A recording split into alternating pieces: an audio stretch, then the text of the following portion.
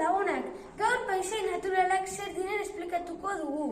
Paisai naturalak naturak sortu dituen paisaiak dira. Adibidez, desertua eta hondartzak. Eta bai uharteak, aintzira eta ibaiak.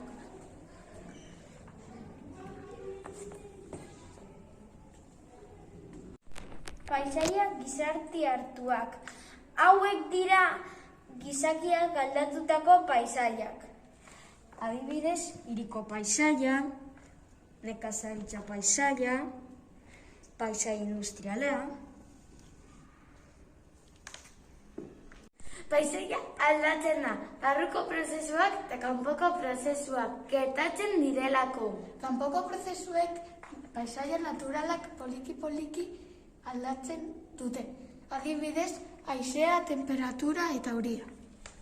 Eta barruko prozesuak azkar-azkar sor daitezke.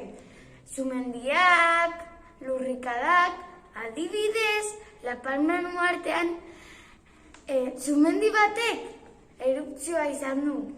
Bai, La Palman uhartean asko aldatu da. Orain ingurumenaren arazoak ikusiko ditugu. Gizakiak ez ditugu modu egokian erabiltzen naturaren baliabideak. Adibidez, zuhaitz asko mozten ditugu.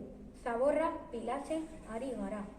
Itsasoa zaborrez betetzen ari gara eta arrantzan neurririk gabe egiten ari gara.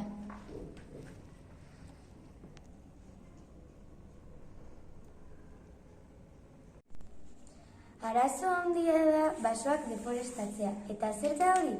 Basoak desagertzen ari direla. Zergatik? Adibidez, zuhaitz asko mozten ditugulako. Eta suteak gertatzen direlako.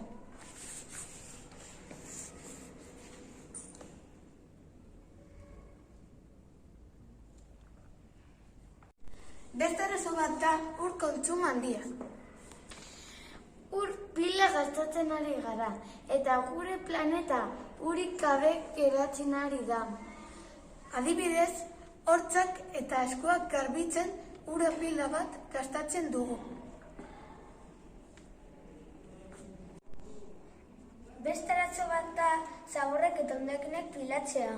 Gehiegi kontsumitzen ari gara eta zabor asko pilatzen ari gara. Eta hori oso kaltegarria da gure planetarentzat. Gutxiago kontsumitu!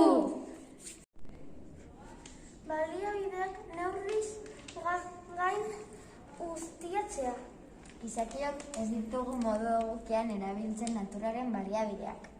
Adibidez, basoak desagertzen ari dira.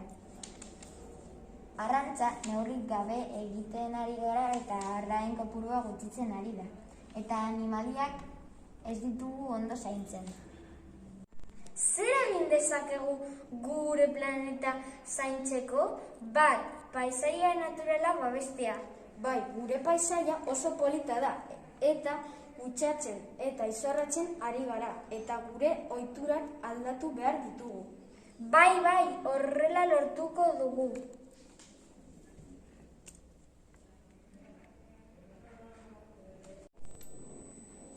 Bi, energiaren kontsumoa murriztea. Energia gutxiago gastatu behar dugu gure mundua zaintzeko. 3, energia iturri berriztagarriak erabiltzea.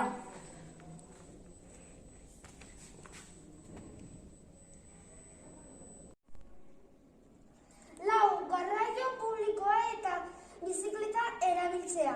5, birziklatzea.